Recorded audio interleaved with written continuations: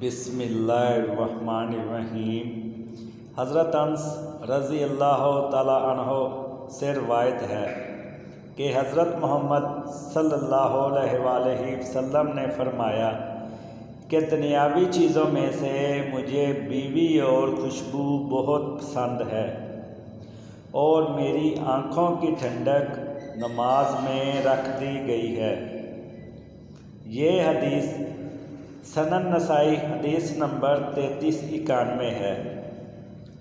दोस्तों, अगर वीडियो अच्छी लगी है तो चैनल को ज़रूर सब्सक्राइब कर दें और वीडियो को लाइक भी कर दें।